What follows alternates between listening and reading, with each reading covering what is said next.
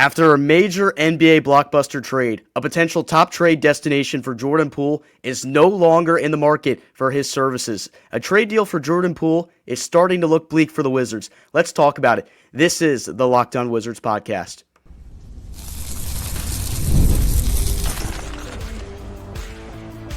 You are Locked On Wizards, your daily Washington Wizards podcast, part of the Locked On Podcast Network. Your team every day. DC family, this is Locked On Wizards, where you're part of our family. We thank you for making Locked On Wizards your first listen every day. Part of the Locked On Network, your team every single day. Alongside DC Sports content creating savant and credentialed media member for the Washington Wizards, Abdullah Ayubi, I'm Ben Strober, and I cover all things DC Sports for 106.7 The Fan and the Team 980. Today we are joined by one of the best to do it in the district. It's Greg Finberg of Bullets Forever. If you are a daily listener of this podcast, you probably are familiar with Greg's work. Check him out on Twitter at Greg Finberg, and you can also check out his podcast, The Wizards Podcast. Real quick, today's episode is brought to you by FanDuel. Right now, new customers can get $200 in bonus bets when your first $5 bet wins.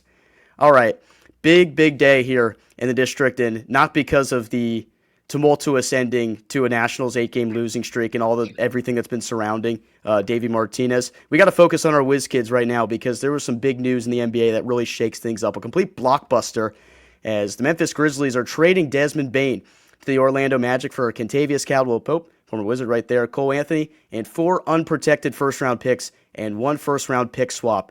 And with this being said, this is a major suitor in the Jordan Poole trade market, the Orlando Magic, no longer in need of his services. Greg, I just wanted to get your first thoughts right here. How does this shake things up for the Wizards going forward here?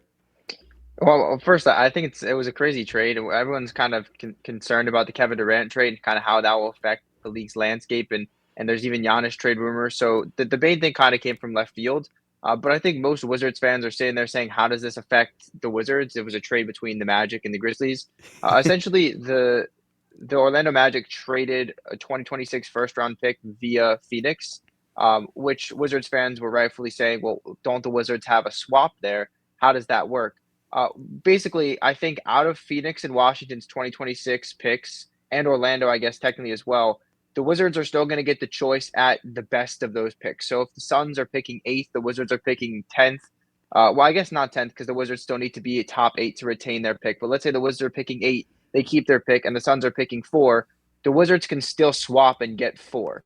And at that point, then it's just Memphis has the ability to take on the Wizards pick or whatever pick I believe would be Orlando. So the Wizards will still get to use the swap no matter what happens if they want to and if they keep their pick. So nothing really changes. I don't think they'll even use that swap because it is top 8 protected next year in that one, and I think they'll want to keep it, which means they have to finish bottom 4 in the league. But even if they get the 8th pick, they keep it, and Phoenix has like 1, the Wizards still have full ability. In my belief, again, this is very confusing to a lot of people, but that's just kind of where I'm at.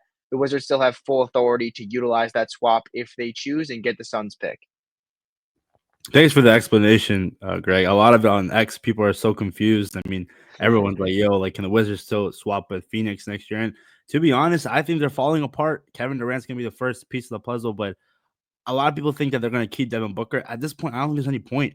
You got to blow it up. It is what it is. The super team didn't work, and you're hoping if the Wizards with that pick swap, they finish with the top 4 pick the Suns, you can just swap out of there. Obviously, you still get that top 8 pick just in case New York doesn't get that pick, which I still think will finish and get that top 8 pick. But this is huge, really is huge for I don't know if you watch the show a lot, Greg, but me and Ben are huge JP13 fans, and we really think he can be that point guard here in DC alongside Bub Carrington at the 2, and maybe eventually Bub Carrington get the reins and be that number 1 guy if they move on from JP13. But the trade value, I mean, a lot of people are saying Desmond Bane, 4 unprotected first-round picks. There's no way Jordan Poole is worth that much. Where do you stand alongside that? Yeah, I mean, Ben and I were talking about this before we started the show. I've been on the 2 first-round picks like ever since it got reported by Rafael Barlow a couple of days ago that Jordan Poole has been discussed at least in some sort of trade rumors. I mentioned in my Bullets Forever article as well that I think 2 firsts is where Washington would probably start the negotiations. Maybe they even start with 3 if they're just saying, hey, I'm going to start here, and then we'll see what we can negotiate to afterwards. But again, like Desmond Bane, Jordan Poole, comparable on offense. I think Bane's a better shooter in terms of catch and shoot. I think he's a better off ball player. Poole's more ball dominant. So maybe Orlando didn't think he'd fit best alongside a guy like Suggs. Like I understand that. But if a team needs a point guard that can score the basketball, Jordan Poole is very good. I think a lot of people misconstrue him because they watched him for the first 4 months when he was playing under Wes Unseld Jr. and they said this guy's terrible, but they haven't watched the last couple of years, especially last year where he averaged career highs in points, rebounds, and assists per game, career highs in 3-point percentage. He shot nearly 38% from three on 9 attempts, which again, 38% isn't the greatest, but nearly 10 a game. That's a pretty good percentage, especially for a high usage guy like that. The defenses are keying in on. So I think 2 first-round picks is a good asking price for Washington to at least start if they want to negotiate a trade. I think the Desmond Bane thing, a lot of the pushback for Poole, I think, was that he's never been an all-star. How are you going to get 2 1s for an all-star? Last year, Mikal Bridges netted 4 first-round picks. I mean, Desmond Bane going for 4 first-round picks. It doesn't necessarily matter if the fans vote you into the all-star game. If you're a good player and you fit a system, like we see with Bane, who's a perfect fit in Orlando, teams will be willing to part with a lot of draft picks. And so I think that is a good asking price for Poole if Washington decides to maybe, pursue that avenue of trades. Yeah, Greg, and you and I had talked a little bit off air, and we were like, what are some other suitors or what other teams might be interested in buying or shopping for Jordan Poole here around the NBA draft, which is now just 10 days away, which is crazy to think about. But one of the teams that you and I talked about was the Sacramento Kings, and you mentioned that they might have the assets to pull off this kind of trade with a value that we've been projecting for Jordan Poole of 2 first-round picks. Can you just go on and touch a little bit on why you think Sacramento might be a fit that still could go after Poole here? Well, yeah. For starters, like this isn't just out of thin air. There's been reporting recently that the Kings are in the market for a point guard. I mean, if you're watching the NBA Finals, you know that they've been getting clowned for the Halliburton trade. They just traded De'Aaron Fox to the Spurs. Like they need a point guard. They need someone to run that offense. And I don't know if they're going to continue with the Sabonis, Levine, DeRozan core. I don't really know what their plan is. But there have been reports that they're in the market for a point guard, and more so a veteran. Mark Smart's been mentioned. Malcolm Brogdon's been mentioned. Tyus Jones has been mentioned. More so veterans that they think they can acquire and bring in versus a guy like Poole. But if a team needs a point guard, and Washington is selling Jordan Poole, Sacramento is the one team I think would be in the market. In terms of assets, they just got a couple first-round picks back in the De'Aaron Fox trade. They have the contracts to make it work, and I don't know who they want to part with. Like I doubt they want to trade Keegan Murray. I doubt they want to trade Malik Monk or Devin Carter. Those would be enticing pieces, maybe younger pieces for the Wizards. But I think you got to start there. If a team needs a point guard, that's where you start with Jordan Poole negotiations. I thought Orlando needed one. They're clearly confident with Jalen Suggs moving forward. So it's not set in stone. But I think Sacramento being a team in the market for a point guard, that might make sense. And more suitors would definitely emerge if the Wizards are serious about pursuing a trade. Yeah, I completely agree with you there, Greg.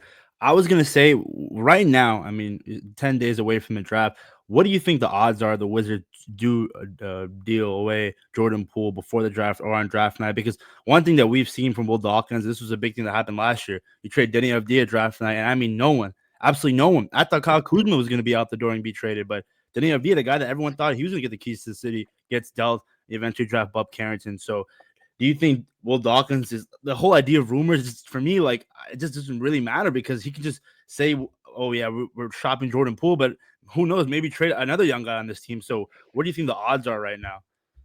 Yeah, it's a good question because I mean I was completely blindsided by the Denny trade. I think everybody but the Wizards and Trailblazers front offices were blindsided by it. So you don't necessarily have to put too much stock into these reports because the Wizards keep everything close. I mean, no one knows if they've worked out any of the top prospects that they could draft at 6. Like, they keep everything really close. So the fact that this reporting's out there, maybe it means that they have engaged in conversations regarding a trade.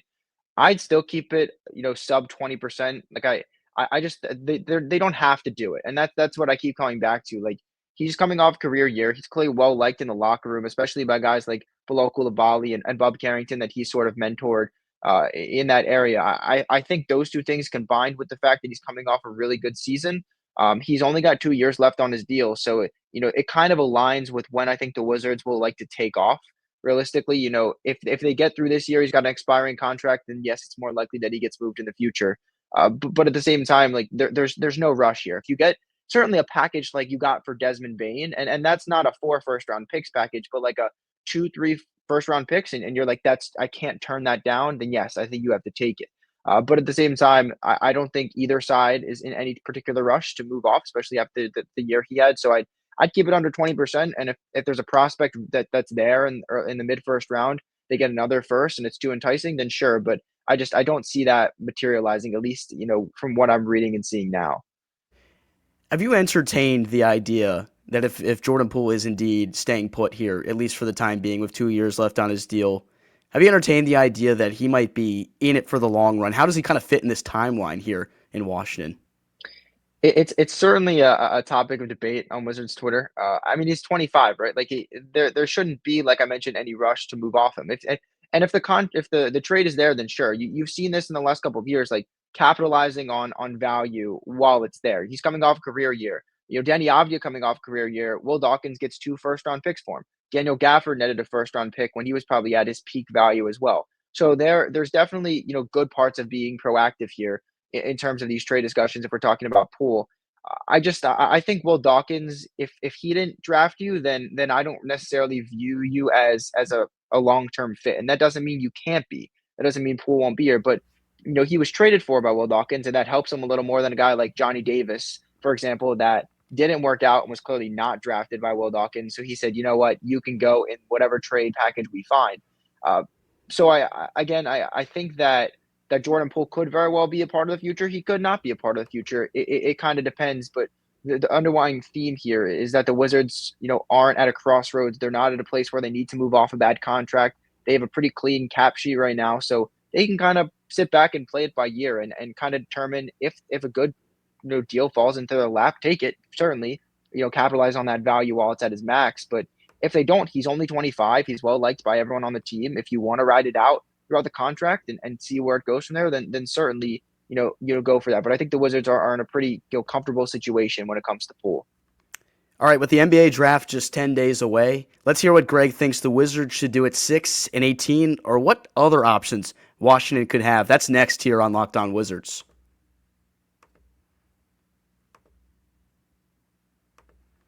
Ever check your bank account and wonder, where did all my money go? Between dining out, online shopping, and entertainment, it's easy to lose track. That's where Monarch Money comes in, your personal CFO giving you full visibility and control over your finances.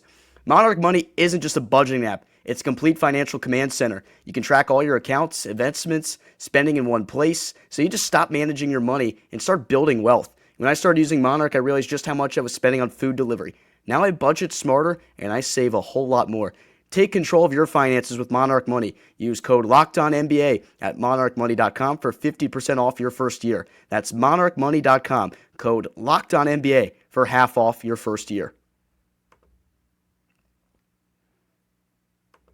All right, we welcome you back here to Locked On Wizards, second segment. On deck here, Greg Finberg joins us of Bullets Forever in the Wizards podcast alongside Abdullah Ayubi. I'm Ben Strober. And let's get into it here. NBA draft 10 days away. And there are so many prospects, so many ways to look at it. Wizards Twitter is all over the place with who everyone wants at the 6th pick. There are so many polarizing takes at what this team could do. Are trades possible? Greg, I feel like you've been tapped into this more than anybody that's covering this team. What is your wish list? What do you hope Washington does here come draft night? I think I'll start with this. I'm not a big fan of trading up. I've kind of said that throughout the whole draft process. I think that's a big factor here is I don't think a team like Charlotte at 4 or Utah at 5 would be willing to move back. They need talent. But Philadelphia circled there at 3. I think that's where the draft kind of starts, and I think that's what most people think. I wouldn't, be in a spot to where I want to move additional assets. I think it's going to be pretty expensive to move up from 6 to 3 in a draft like this. So I'd rather sit back at 6. I think that it's quite likely that one of the 3 guys that I think a lot of Wizards Twitter hope falls, and Trey Johnson, VJ Edgecombe, and Ace Bailey, that they fall, and at least one of them is there at 6, because if that's the case, then that's who I'm taking.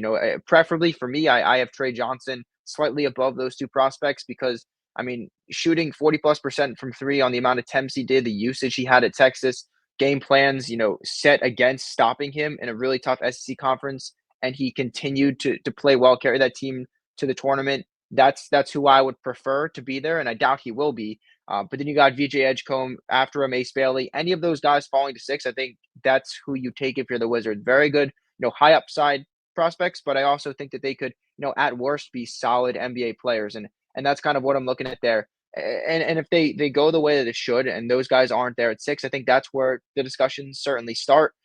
For me, I would personally take Jeremiah Fears. I know that's probably questionable to some people who don't buy the 28% shooting from 3, but again, I'll remind you that Anthony Edwards shot 28% from 3 at Georgia. He was the number 1 pick. He made the most threes in the NBA this year, so that doesn't concern me with Fears. I think he can come in here and be a good lead guard.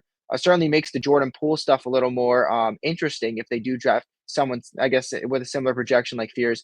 I also wouldn't be mad at Con Knipple, and that's going to piss a lot of people off because they just think he's a white guy that can shoot the ball and he's not athletic. But if you look at his combine testing that was recently released, he was way better than a lot of these guys, better than VJ Edgecombe in the shuttle drill, better than a lot of your top athletic, quote, prospects. But you don't think that because of the stereotypical white guy, and all that stuff. I think he's a phenomenal player. I don't think he can be a 1A or 2 option, and I think that's what scares a lot of Wizards fans. But in my opinion, you take the best player. This team needs everything. They don't have plug and play, type of problems. They have an everything problem. They have a talent problem, and it's certainly a scoring problem. 27th in points per game last year, 30th in offensive rating and efficiency last year. They need talent. They need offensive talent. I think Con Knipple would work there. I'm not a big fan of Malawak. I think he could be a pretty good rim protector in the NBA, but the combination of him and Sarr scares me. And I'm projecting this team as you just drafted Alex Sarr second, right? I think you would want to draft someone at 6 that could pair alongside him because I project Alex Sarr to be a part of this future for quite a while in an ideal world, right? So I would skew away from a Malawak. I'm fine with Knipple or Fears there. If that's me, Derek Queen is certainly an option. I think he would fit well in that front court with Sarr. I'd buy the offensive production. The defense might not necessarily be there, and I certainly would take Fears over a guy like Queen. But again, I'm not as low on him as some think. But it's certainly polarizing. You have guys like Noah Sanj and Yegor Demon that could sneak in there depending on pre-draft workouts and all that stuff. And I think whoever I just mentioned there is people that are in play at 6. If anybody else is there and they go with them, I'd certainly be surprised. But that's kind of what I'm looking at in terms of those prospects for 6. Yeah, it's interesting because I've seen a good amount of Wizards fans calling Con Knipple Corey Kispert 2.0, and I It's a think lazy take. yeah, it's a lazy take. I mean, we saw in college and for Duke, he showed up when Cooper Flag went down and was taking those tough shots and taking to the rim.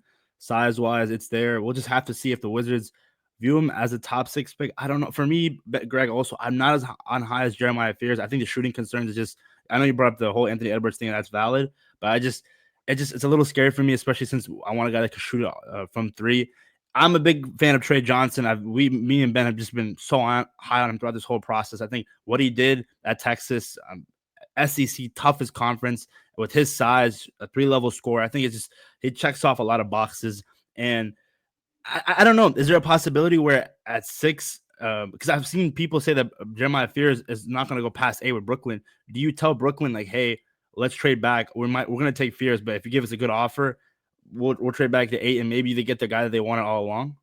Yeah, this is a trade that I mentioned in one of my articles and I talked about on my podcast a couple weeks ago. But certainly, if it gets to that point, I think, like you mentioned, it would be contingent on the top 5 going, I guess, as most expect. Like if Fears is there at 6 and Trey Johnson, VJ Edgecombe, Ace Bailey have all been selected before you, then I think if you're the Wizards, you say, you know what, Brooklyn, you really want Fears, you can trade up and take them, but you're going to have to give me 19. I think, they also picked 26 and 27 in this draft. To me, those aren't enticing enough. If I'm the Wizards, I would rather sit there, take whoever I want, and not have the risk of New Orleans lurking there at 7. That could be the team that takes the prospect that Washington wants. It's a risk, and I think to do that, Brooklyn has to pay the price with 19 or with a future one, which I doubt they'd want to part with. So there's definitely a possibility if that's the way it goes, contingent on Fears being the best player on the board at the time and the other consensus top 5 going how it would. And I think that's a trade that I would make. I think there's a lot of prospects in that range that I'm indifferent on in terms of, Demon, Assange, Queen, Fears, Knipple, Malawak. So trading back a bit, giving up the opportunity to take Fears, but if I pick up, pick like 19 or a future one, just to move back 2 slots, I think I would be willing to do that for sure. All right, one final segment coming up here on Locked On Wizards. Last week was the 2-year anniversary of the new era of Wizards basketball that was ushered in with Michael Winger and Will Dawkins. We're going to grade what we've seen so far to this new front office and talk about what we've enjoyed. That's next year on Locked On Wizards. Stick with us.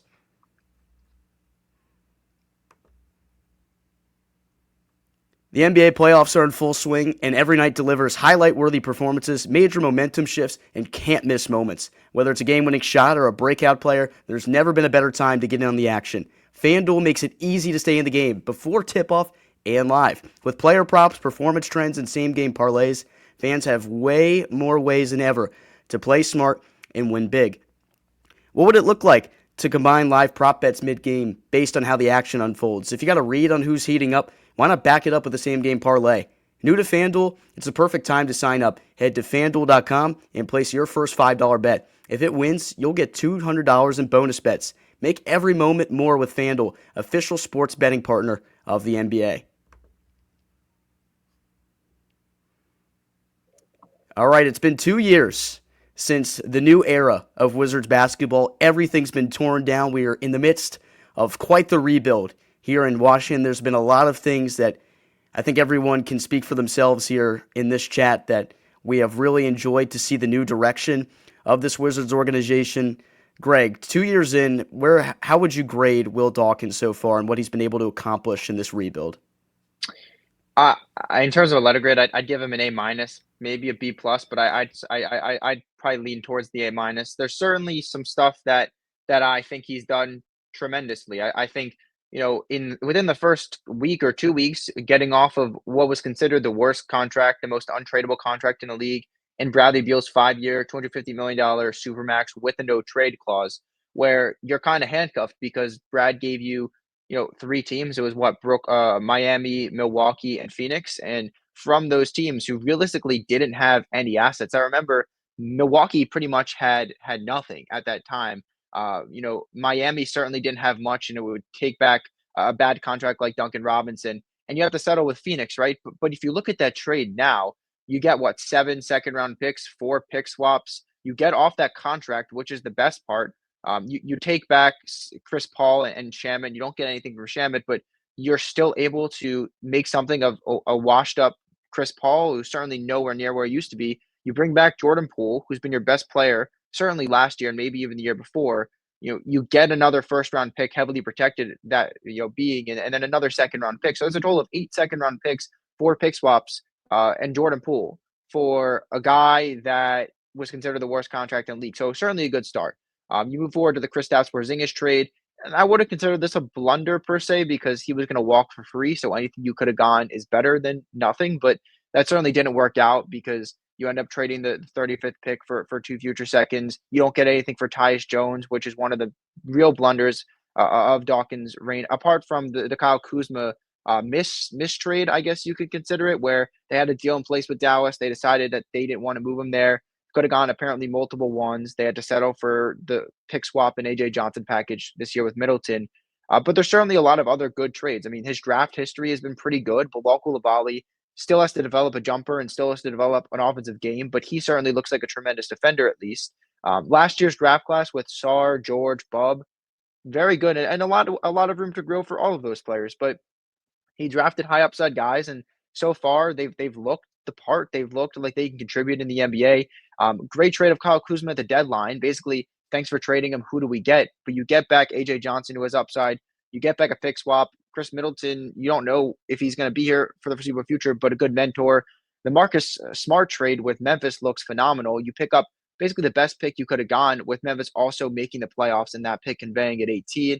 That's another high mid-first round pick. So all of these moves considered, I think he's done a tremendous job with the hand he was dealt. He had a pretty bad situation that he inherited. Tommy Shepard didn't do him any favors with the contracts that he gave out, the trades that he made, but he's made the best of it. And there's been blunders, like I mentioned. He should have probably gotten something for Tyus Jones. Certainly should have dealt Kyle Kuzma at his max value. Should have probably got something for Malcolm Brogdon or Landry Shamet. And there's certainly other cases of that.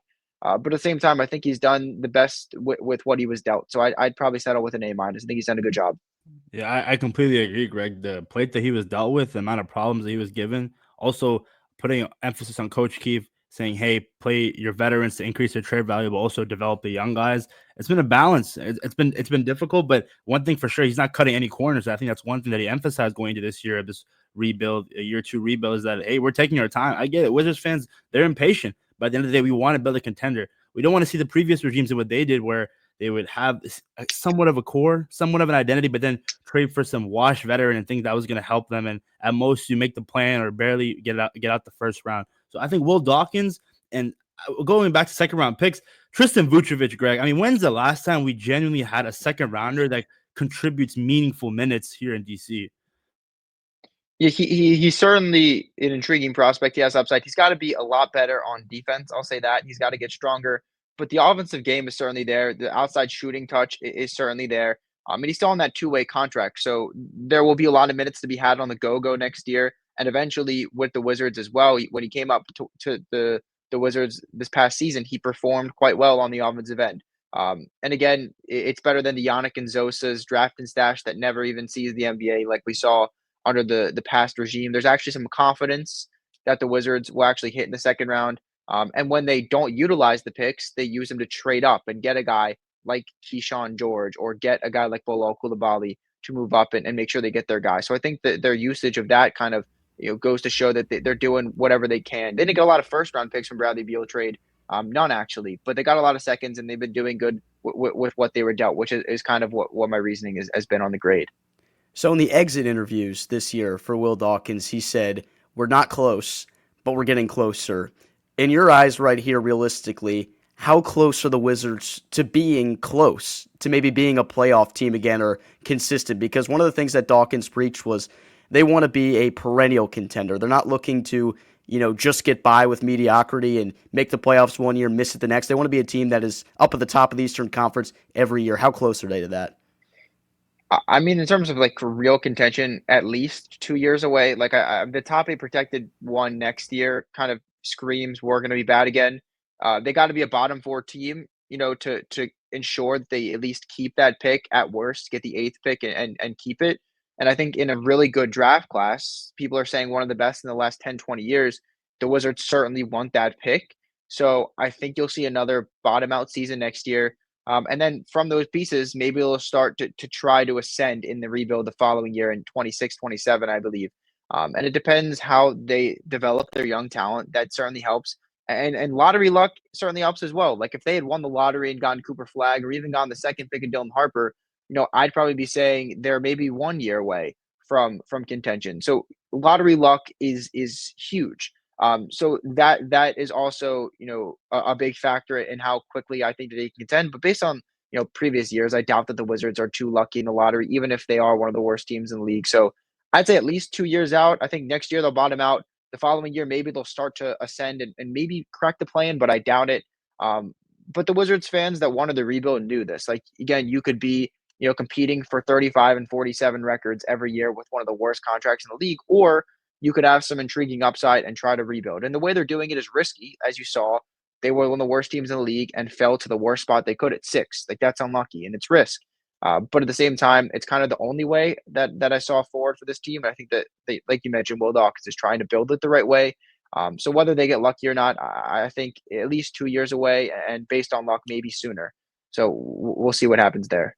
Yeah, I was thinking that if they got Cooper Flag this year, there was a possibility for me, a slight possibility they might try to qualify for the play-in, but obviously you fall to six. And I think 2026, that year after, is where you have to maybe see some improvement trying to make the play-in. That's one thing that I want to emphasize on Coach Keefe. I think defensively, they have to get better this upcoming year. I expect a better year from Sarr, being more aggressive. Offensively, utilizing his offensive bag. I think that 7-foot frame. I think Bob Carrington is only gonna get better, and I think if you trade Jordan Poole, it does open up the gates for a guy in Bub who's gonna definitely want to up his game. And AJ Johnson is a guy that we talked about from the Kyle Kuzma trade, who a lot of people aren't talking about, but man, Greg, he is really, really athletic. Yeah, I mean, it's certainly a big fan of a guy like AJ Johnson.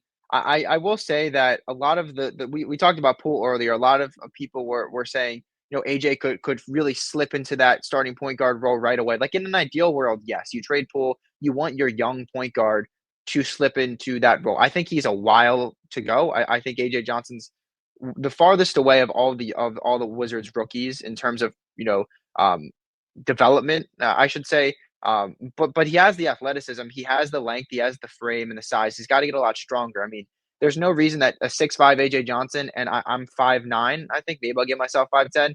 But we weigh the same. I honestly might weigh more than him now. So that can't happen. He needs to get stronger in order to, absorb certain, plays in terms of contact. He's got to, keep that shot going. But certainly an intriguing player. The Wizards have a lot of guys like AJ Johnson that just need to develop and they need time. And so, like you mentioned, in an ideal world, you get lucky in the lottery and you start to contend pretty quickly. But it's not always how it works out. Wizards fans know that they're not the luckiest team or franchise in terms of lottery luck. So that definitely dictates a lot of stuff for future contention.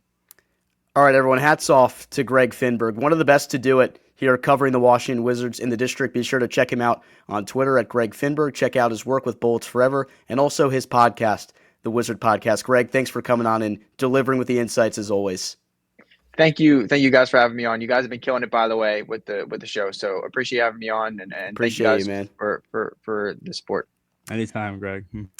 Thank you for making Locked On Wizards your first listen today. For your second listen, check out the 2025 Locked On NBA Mock Draft. We're so close, folks. 10 days away. A 5-episode series with the most comprehensive NBA draft analysis from NBA experts to college experts and NBA draft experts. Find the 2025 Locked On NBA Mock Draft on NBA Big Board and Locked On NBA on YouTube or wherever you listen to your podcasts.